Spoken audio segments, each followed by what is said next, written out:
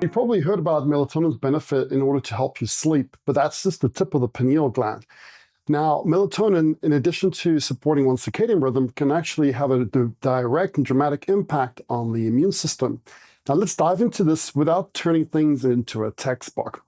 Essentially, within a specific arm of our immune system, the adaptive component, we have different forms of T cells. In essence, what these cells do, they can help recognition as well as removal of what shouldn't be in the body. Namely, there are three major classifications to T helper cells. There are also other subclassifications, but the ones in question for today's conversation are TH1 and TH2 helper cells.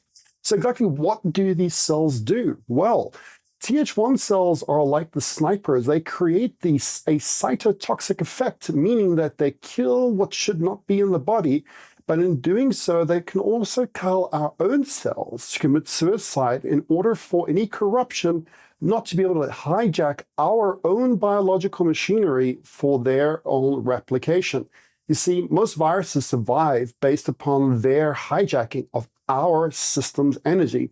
So what these particular form of T cells do is that they cause our cells that are infected to commit suicide, and in doing so, nullify the opportunity of viruses or any form of pathogen in actual fact to be able to replicate and take hold of what's going on within ourselves.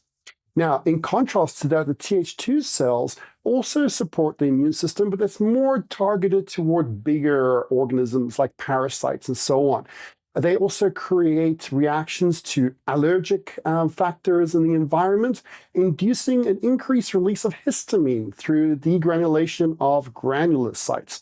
So your TH2 cells are, in many instances, the fire hydrant that actually quells the fire that the TH1 cells may induce. However, when they are left unchecked and there's an excess of TH2 cell activity, histamine, just by the way of which it is a chemoattractant, can actually also further create chronic low-grade inflammation, leading to outcomes of pathologies such as metabolic syndrome, just to say a few. So what can melatonin do in this whole paradigm? Well, melatonin, depending upon the concentration of the dose that you decide to consume, can have an effect in modulating your TH response. Now, when we think of TH1, there's a few pathologies I thought I'd just mention just to give some relevance. Type 1 diabetes, multiple sclerosis, autism, celiac disease, and Lyme disease, they all have an association with TH1 or an increase of TH1 activity.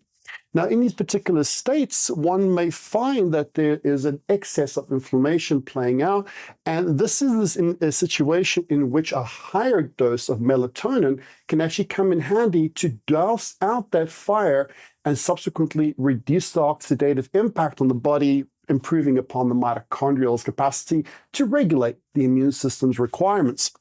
Dosages that constitute a higher concentrate or a higher dose of melatonin start from 10 milligrams and they work their way up. And there are certain studies in which they've used up to 1,800, that's right, 1,800 milligrams in treating certain cases of cancer. So in contrast to that, we also have our TH2. And pathologies associated with TH2 are systemic lupus, asthma, chronic fatigue, endometriosis. So in these states, there is a skew to more of a TH2 dominance. And what one would want to do is not to give too much melatonin in these scenarios, as in often the cortisol efficiency is somewhat dampened. You see, melatonin also has its impact on reducing cortisol load, which in certain scenarios, such as TH1 dominant pathological states, is useful. But in TH2 dominant pathological states, such as in situations such as chronic fatigue, dousing down the cortisol response can actually lead to worsening the problem.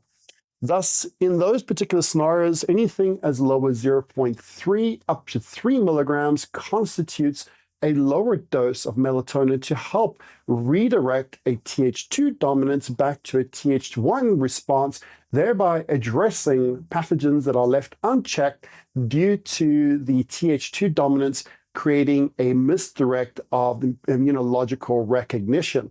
In other words, telling the immune system what it should be doing, although it should be doing something completely different. So for me, Justin Maguire, guys, if you find yourselves or your family members struggling with any of the ailments or symptoms associated to any of these pathologies, and you are considering or using melatonin, factor in the concentration of the dose so they become more target specific for your immunological needs. If you enjoyed this video, click subscribe below. And until we meet again next time, remember, stay optimized.